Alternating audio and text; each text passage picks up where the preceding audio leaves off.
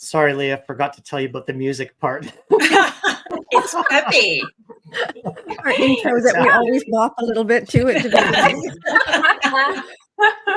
It does actually feel like a late night talk show when we have the music, right? Too bad we couldn't have like a picture of you like sliding into your square. I know, exactly. So great. Well, welcome to Getting to Unstuck. And today is Teamwork Tuesday. And every Tuesday we have fantastic conversations. And today we know that we're about to have a really fantastic conversation with a really special guest, Leah McLaren. Welcome to the show, Leah. We're so glad you're here. Hello, Carol, Kristen, and Colin. Do you guys, is that like a thing? Did you find each other because of C names? Yeah. No, I hadn't noticed that. It wasn't intentional, although it does. We do sometimes sign ourselves as 3 C's. Yeah, exactly. I love it. Yeah. Luckily, we also all have different last names. So if we use our initials, it's like not too confusing. But yeah, that would be awkward if you all had the same last name. Totally. Like, I swear to God, we're not related. That's right.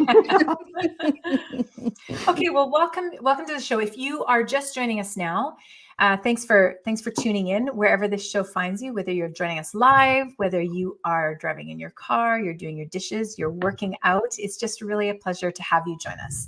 Every day or every episode, we are talking about things in the workplace and in life, about how we can reclaim our humanity around those areas and just continue to build a better world through becoming better people. Today, we're going to be talking about, are you less competent than you think? And before we get into that, I want to do a quick reminder that this Thursday is our next free workshop at 8 a.m. Pacific, 11 Eastern, and 12 Atlantic Standard Time. And then you can work out the details from there onward if you're coming from across the ocean. We're going to be talking this month again. We're going to be talking about the future as whole human connection, and you're going to see evidence of that in this conversation. And we're going to be doing a live workshop of how you can start to use coaching as a leader. But right now, here in this place, we're going to be chatting with Leah. Leah she's a fantastic human. First of all, I just want to put that out there. And Colin was the one. You barely know me. But I vouch for you all the time. I vouch for you. I'll take it. Leah's an award-winning journalist, and she's a screenwriter. She's a novelist. She's had 2 novels, The Continuity Girl and A Better Man. And she's also a memoirist. And her memoir that was recently released is called Where You and I Begin. And she's also a hypnotherapist and a coach.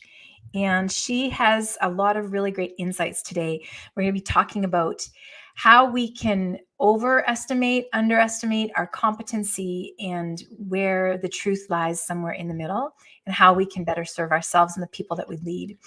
So Leah, welcome to the show. And I am going to hand it over to Carol or Colin to just take it from here. Yeah, I mean, go for it, Carol. Well, Leah, one of the things that fascinated us when we were talking about having a conversation with you is how much leaders particularly tend to overestimate their ability. And we've been talking all this month about what gets said to leaders behind their backs and how they might be able to address it in person. And what are the consequences of that in how you are seen by the people that work around you. So this is a big issue. If you have overconfidence or you're certain that you know your own way, and the reality is that maybe you don't, and you've run into this. So tell us how you've seen it. Oh, how I've seen it. Well, I mean, I'm in my shed, my writing shed where I work alone because I've been a freelancer for a long time. But I worked at a newspaper for 10 years on staff and then remotely kind of in a bureau. But, and well, the culture of a newspaper is very particular, but it's very autocratic and top down. It has to be because you're always in production and you have to have someone, the buck has to stop somewhere. Right. It's unlike other offices, I think, in that sense, and that somebody has to make, or like other offices, but it's just more intense in that sense, because somebody has to make the final decision every day. And the stakes are quite high in the sense that the news is going out, and it has effect and reverberation in the world. So I guess that's the only office environment I've seen myself. But in the world generally, I have worked sort of adjacently in TV production and in lots of aspects of media and the publishing world, obviously. Yes. I would say myself, I don't want to like backtalk any of my former bosses, but some were terrible, some were amazing. I would say that as a writer, one thing I have learned is that when I feel most frightened and insecure and worried about the work that I'm doing, I have noticed over time that's often when I make a kind of leap forward in my process and my craft, because that feeling of feeling less than competent often means that you are on a learning curve and learning something. But I would imagine for leaders, like people in organizations, that's a tricky thing, right? Because you are leading and you're not meant to sort of show that kind of dissonance or insecurity, because you have to have confidence, and you don't want that to sort of filter down into the ranks. Oh, so such an interesting. Yeah. So a lot of leadership is about, and a lot of leadership training that I've read about or even experienced, because we did do some leadership stuff, is about sort of projecting this air of confidence. That air of confidence can sometimes turn into overconfidence or false confidence. Yeah. And especially in organizations where if you don't have an open culture of feedback, I suppose, if people are afraid to say what they think, and the leader can start living in a bit of a kind of false Trumpian world, where it's sort of like, all those stories about Trump and how when he was in office, he would just sit and watch Fox News, and that was his feedback. And it was essentially a kind of fanfare. And that's not a healthy, I don't think Trump's White House was a healthy office environment. Yeah.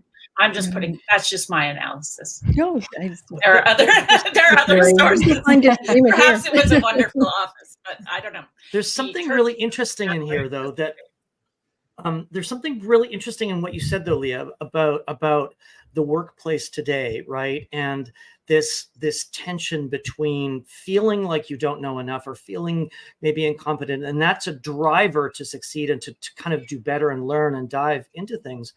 But at the same time, and I don't know about Carol and Crystal, I'm seeing a lot of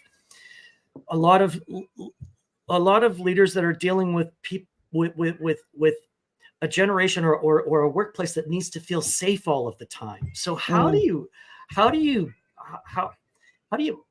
balance this, pushing a team or pushing people to kind of grow and evolve, but at the same time, there seems to be a lot of this sort of need for safety and a lot of tripwires. And I've been speaking to people recently with an organization that we're working with, and there's this pent up holding in of, I can't say, I can't speak, I can't do. It's interesting. I just wanted to kind of note that, and how do we navigate in that world today where you got to be safe, but that doesn't mean it feels like you can't grow if you don't. Anyway, sorry, I probably people need to be. I think people need to feel challenged sometimes, don't they? And there is, in the culture in recent years, definitely millennials. I consider myself sort of very late Gen X. millennial cusping, you might say. But I'm as old as a millennial can get, and as young as a Gen Xer can get in my demographic. But I find a lot of my millennial friends who I often work with on projects are just way, in a good sense, way more aware of their own, of their feelings, of their, but also of their weaknesses and maybe their strengths. But there is, with that comes potentially a fragility. And I'm more of a generation where you just put your head down and work and push through everything. And I think it's a really healthy thing in a way that things like bullying in the workplace, it has become an issue, because when I was like in my early 20s, it was just, I worked in restaurants, dude. It was just like, that was management. Oh yeah. You were bullied. And it was sort of very top down. I was just like, sorry, isn't that what leadership is? It's like somebody saying, shut up, go do it. And it's good that that's no longer the case. But on the other hand, I also see with some young people, just there is also value in learning to push through your own discomfort. And that discomfort doesn't always mean wounding. Like it isn't always like, oh, I have to go lay down in a dark room, or I need to take a sick day. It's and I think it's probably, there's a bit of a generational split in most workplaces where you have the people in power are going, just go do it. And some of the people who might be really talented people are saying, I feel stressed out. And it's like, yeah, it's a workplace.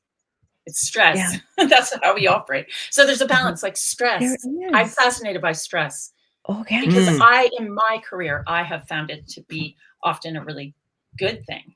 But there is a tipping point where stress, people get burnt out, and how to know that as a leader, I suppose. Well, you brought up the term awareness. I think that is a big piece of it, as whether you're a boss or whether you're an employee, is knowing how you sound and what your reaction is. Because yes, I think there is great value in that we are more aware in general about bullying and about stress. But at the same time, how do we use stress, as you said, to be a motivator and to keep us on a really good, clean edge, working towards something? Because there is always this balance. And I think, well, bullying bosses may not be as visible. I think in some cases what we've seen is they've just gone underground and they're more subtle about what they do. And it's no longer just shut up and go do that. Well, there is a whole implied. I live in London, England, and also known as the world capital of passive aggression. The English. Nobody does passive aggression. Like you Canadians. You think you're good at passive aggression. You have no idea. No, and no, I'm just kidding. But it is a very English trait of sort of, would you mind, please, doing it? And that means do it right now. So yeah. But and that's fine. But passive aggression can be very toxic, I think. But it tends to flourish in cultures where people have what's called, have you ever heard of preference concealment? It's like a sociological term. So preference concealment is studied by sociologists in often in like regimes. So like Berlin, right after the wall fell. So you have this autocratic communist government where you can't say, you know, the Stasi will like round people up if you say anything against the government. Suddenly the wall falls, regime change, basically. And people are like, oh, yay, the party. No, wait, no, I hate the party. No, what do I even think? What are my politics? Like, what are my values? Because I live in East Germany, right, you know, in whenever it was like 1982 or 88. So people when there are rapid cultural changes, as I think there have been in recent years in the culture at large, which obviously filters into the workplace in terms of what is considered politically correct, what is taboo, what is offensive, what is permissible. People sort of, you have what you think, but then you think, oh, well, I can't say it that way. That's offensive. And then you kind of have to conceal what you mean. And it creates a culture of preference concealment, which means that when people want to say what they think, like leaders or employees, they might say it in a concealed way. And that can lead to passive aggression. So it's like, there's what you're saying, and then there's the subtext. And that can be, I personally, as a Canadian, I don't grapple with passive aggression very well. I would just rather people were more direct. But it's hard to be direct in an office. It's very hard. And I think it's also interesting when you consider, because earlier we were talking about how there's right now in the workforce, there's technically also 4 generations in the workforce at the same time. And so that's a lot of different experiences. It's a lot of different viewpoints. It's a lot of different, like, this is how we've always done it here, or that doesn't make sense to me. So I think that there can be a lot of like communication that's going like this all the time and not connecting. And I'm curious around what your thoughts are around how that plays out in people's perception of their own competence in this scenario. So as a leader, and we work with a lot of leaders at Whole Human Coaching. In fact, that's really essentially all we work with in the business setting, in the workplace setting, but also with individuals because of their own individual leadership. And one of the things that will often come up is either if someone has what would be like a false bravado as a leader, or and almost the opposite, where they have like an imposter syndrome in the fact that they don't feel like they don't deserve it, or that they don't belong there, or somebody else is more qualified. So what are your thoughts around competency? And I remember Colin brought this up before in one of our conversations around the Dunning-Kruger effect.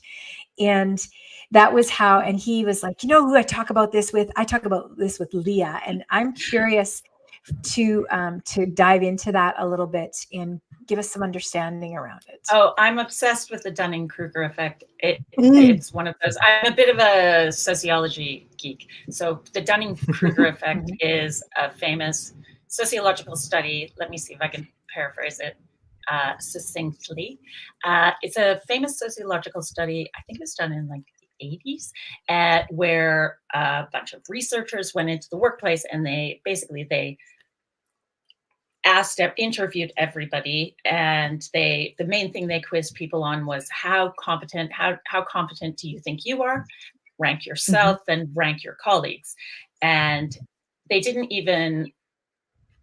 look at actual competency at some point, but the most surprising thing about it was they found that the two worked in kind of inverse proportion. Like the people who rated themselves highly competent were often rated quite incompetent by their colleagues, and vice versa. So the people who rated themselves as incompetent or less competent tended to be rated higher. And of course, every time I talk about Dunning-Kruger to someone who hasn't heard about it, they go, yes, intuitively it makes sense for anyone, not just in the workplace, in the world, right? Like people who sort of think they're the shit are often really annoying.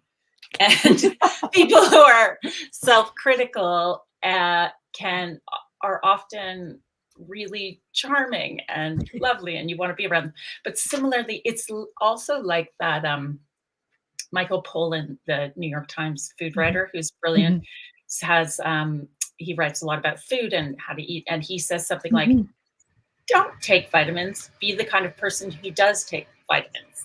So meaning the kind of people who take vitamins always rank on studies as healthier, fitter, more, because not necessarily because they take vitamins, but because they're the kind of people who take vitamins take care of themselves because they are worried about their health and they are Right. self-critical. So being self-critical it is directly correlated to competence, but you're not necessarily aware of your own competence. I think in the workplace for leaders, like it would be, you know, that term, you guys must know that term, failing upwards. There is that kind of, I think for leaders, the struggle would be people often want to reward, or they tend to reward people who remind them of themselves, but not everybody in the workplace is a leader. And a lot of highly competent, highly talented people are often don't necessarily outwardly display leadership skills, classic leadership skills like huge social confidence or self-belief, or even a certain amount of bravado, or you know, that to actually manage a workplace well, you have to see people's strengths that they maybe don't see themselves. Exactly. Yes. Yeah. Yes. I don't think that the challenge is to try to convince self-critical people that to be overconfident, but it's to get self-critical people to understand that their self-criticism is a good thing and is part of their part of what they bring to the table in a good way, rather than using it to worry with self-critical, highly competent self-critical people, is that they can sometimes burn out. Also that the less competent non-self-critical people often, when I worked in a workplace, we called it managing up. So often the people who did less work spent more time polishing apples. Yes. More time managing up, i.e. more time impressing the boss with their dazzling ideas. And then there's this thing where you suddenly the people who worked harder got more work pushed on them because they got the work done. They were competent. And sometimes, not always, but there were some people that seemed to get ahead by doing that, by sort of pushing work off onto highly competent, self-critical people who were less likely to say, excuse me, I'm overloaded, or I'm. Yes. And those people in toxic organizations, I think, really thrive disproportionately. And if I were running, you know, and clients I work with too, who are in management and executive positions, we do talk about that, like how to actually see, not just recognize the strengths of people who are kind of like you, but also the strengths of people who are very different personality types. Yes. And also not to be dazzled by the incompetent manager up. Shiner. Not to help people fail upwards. I think it's I think leaders should not have a duty to not allow people to fail upward. Yes. But then again, on the other hand, in workplaces, you know, a lot of people, highly competent, self-critical people, maybe don't want more, you know, they might want to make more money and they might deserve a raise, but maybe they don't want a promotion. That whole idea that promotions, that salary should be linked to, should always be, why shouldn't it just be linked to actually productivity, what you bring to the workplace culture, how competent you are? Why does it have to be linked to seniority? Some people are really good leaders, good managers, but I don't know. Women have been paid way less than men secretly for still are, right? However long. Why can't we just, if I was the CEO of the world, I'd be like, you know what? You know, Crystal never says anything at meetings, but I'm looking, and she's clearly a bit insecure, but I'm just going to give her a raise because I see what she's doing. Yes. Whereas Carol's, you know, she's good. She's good in the room, but she's actually not. And she might be good at rousing the crowd. I'm talking. I don't know, but I think that leaders tend to reward other up and upcoming leader types. It's true. And why? Why should that be? Yeah. Oh boy. Yeah. I mean, that's a whole kettle of fish. It is. And I think what I think it comes down to, and certainly what some of the things that we have observed, is this ability to become self-aware. And that what we often are doing in our coaching is helping people we're helping shine a light in those areas where people are still dark about how they are seen or perceived, and how they might be able to grow in their own self-awareness so that they begin to catch themselves in those areas where, I mean, it's like you said, toxic workplaces exist and we run into them all the time. And you have to be able to make a shift and a change in the leadership, in their perceptions, in order to make a shift that happens all the way down. But do you and I think while you do that, with the leaders that you work with, how, because according to the Dunning-Kruger effect, it's the Dunning-Kruger has been used to demonstrate often that incompetent people fail upward in organizations. But do you think there's been a shift now with leaders in that they are learning to be more self-critical, or that the leaders that you are coaching are actually of a more self-critical personality type, or are they trying to balance both? I think there's just some of both. Yeah, I think it's both. Yeah, I think it's both, Leah. And I think what people are starting to realize now is that leadership is not a one-size-fits-all scenario. And going back to the generational stuff that we were speaking about earlier, we're now in a workforce where we have 4 generations that are really different than each other, right? Yes. So somebody in their 20s is acting and living and working and communicating and accepting communications very differently than somebody, let's say, in their 50s, right? And we need people are, I see people kind of going, the lights are going on, right? Because it's like, we've also seen people saying, oh my gosh, I'm not a good leader because these people are coming into my workforce and they don't seem to thrive, and they don't seem to work, and they don't get it. And then I have to fire them, and they take it on themselves. But really it was a communications issue between somebody that is a millennial and somebody that is just out of university and Gen Z, just totally different objectives and pain points and success measurements for all these 4 generations.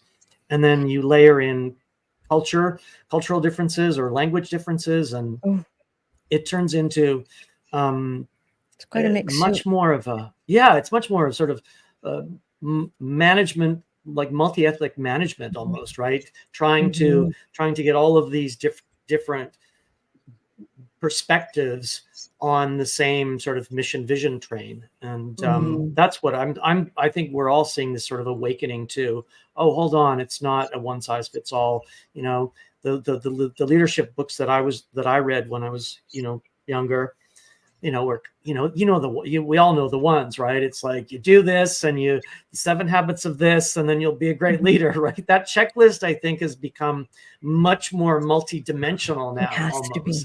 Yeah. Very multidimensional. Yeah. And I think, Leah, one of the things that is an advantage that we have is that when we're brought into an organization or where we're invited to coach individuals, they're already a little bit ahead of that. So the fact that coaching even has been so widely embraced at an institutional level is pretty revolutionary, right? Yeah. And the ROIs on coaching are 700%. So it is looking and sounding and feeling like something that's needed more and more, because I know when I was, my overachieving younger self, it was just plow ahead, right? Like we were talking about earlier, just nose to the grindstone, plow ahead. Doesn't matter what is in the way. When I first met you, you were working for Peter Monk. Yeah, okay, we can Who's go there now if you dead. want. He can't sue you. No, so you can Yes. say anything. No, but Peter was who I interviewed on that press trip, was the most iconoclastic. Like, he said a bunch of stuff to me as a reporter, as a journalist on that press trip, that caused like a riot in the Montenegrin parliament, and they stripped him of his citizenship. Do you remember? And his Colin's dying, and No, but no, anyway, I it was a didn't great piece remember when that, it but came. The piece was great, but when it went, and it was great for the project, and you were like, yay! But then when it went online, he said all this incredibly iconoclastic stuff to me, like Oh, that was, and then it filtered back to the crew, and there was like basically a riot. There was like a full riot, and it was, but it was months after the piece came out, so. Uh, it Anyway, he was that style. Oh my. mhm. yeah, I definitely was not, I was just like that too. I mean, especially in my days of financial services and Swiss banking, which I've blocked out of my memory now. But I had a whole first chapter in my life of working at UBS, right? And Right. oh my God, right? Like talk about just steamrolling anything that got in your way. I It was mean, the way that we did things, yeah, right? Yeah, yeah, we And I'm know, and so grateful that there's been some shifts and changes. no, exactly. Mhm. And we've run. I yeah, mean, culture at large suffered greatly. I mean, you could argue that 2008 is the crash was a direct result of that culture yep, just coming to a head Mhm. and nearly, it's like no oversight and just, you Yeah. know, tough guy, hmm that sort of mentality actually Mhm. nearly yep, sinking the entire global economy. yeah, Mm. So, Yeah. yeah. guys, like, Lesson yeah, learned. so yes, exactly. No, exactly. So it's, yeah, that we're definitely living in a whole new world. I think, though, when I think about young employees in the workplace, like in London, England, where I live, the difference between being a salaried employee of, say, I don't know, a big PR firm in your 30s now versus 20 years ago, just in monetary terms of what that Mhm. salary can afford you, because cost of living has gone through the roof and salaries have not here. I don't know about Canada. I Mhm. think it's a bit better. Salaries have not gone up, proportionally. Oh, no. And so you have a whole bunch of people in your workplace who are like close to paying off their mortgages on houses that they bought 20 years ago. And then you have people who are like, I went to Yeah. university too. I'm just Yeah. as smart as you. I work just as hard. Yeah. And I don't have a hope in hell of ever buying a house. It's I would be fascinated at how leaders deal with that, it's a because huge it's not like disparity. I'm going to pay you guys all 10 times so that you can have the Unfortunately. same. But I bet there's a real cultural gap between, those generations in terms of There's just how lived nice their experience. life is, Mhm. Yeah. It what they it can has afford. there's a real anger and that's some of the things that we're seeing as well, is that there is this background of real disparity and upset and sadness. It Go is on and on difficult. about millennials and, they're so sensitive and they're snowflakes and I don't know. But I think those people should like try being a millennial for 5 minutes Oh, yeah. Oh and yeah, actually I looking down the Mhm. barrel of Mhm. yep. an economy and a life Well, that's where professional jobs that you get, that would get you a nice big house on a leafy street and like a membership to the country club and Yeah. 2 holidays, a Caribbean holiday and a summer cottage, now gets you like if you're lucky, like a rent controlled 2-bedroom apartment, and Yeah. maybe don't have kids because you can't afford Can't it, afford it. and Mhm. maybe be a vegan because meat is expensive. Mhm. That, Yeah. I yeah. mean, that I bet managing those disparities in the workplace, Mhm. um, Mhm. it must be Well, exceedingly difficult. right now. Also, when from a workplace perspective, when we were entering the workforce, and even in the first sort of 20-25 years of that, if you went to school and you got your what degree and you started a career, there was sort of a path, right? That whether it was delusional or not, that's another conversation we can have. But there seemed to be a hopeful path that if I did A, B, C, and D in kind of a consequence, and I tried my best, then there was a roadmap. It right? was. It was a recipe. Oh yeah. And Yeah, now, I mean, I started in journalism. Can you imagine? It was like, great, you've got a job at the Globe and Mail, like you're set. You're It was a union shop. It was great, and I left to go freelance, and then I watched. I was fine. I wrote a column and I published books and I've done all this stuff. But watching my actual industry, particularly in Canada, just completely, I mean, the journalism in Canada is gutted. It's actually worried. And you see all the major papers, they're just bleeding. They've been bleeding for years, and that really affects. But that also affects the office culture and the leadership. The leadership within Canada's media organizations. Any journalist would tell you has just become. I mean, leaders are just completely under the gun. And I'm doing a screenwriting project, adapting a novel to film for a guy called Richard Stursberg, who's an old. I used to work for the CBC a bit when he was in charge of the CBC, and I mean, that job, even when he was doing it, was one of the most impossible jobs in Canada, and now it's even more impossible. But when you're dealing with a leading organization with all those generations, it's even harder. But I'm not sure the CBC has any money to shell out for coaching. Too bad. No. Because are you coaching executives at any major media organizations? Seriously, are you? Not yet. Not yet. yet. There's always potential. They don't have the budgets. I'll tell you that's why. Yeah, but exactly. But I think, maybe if they earmarked some funds.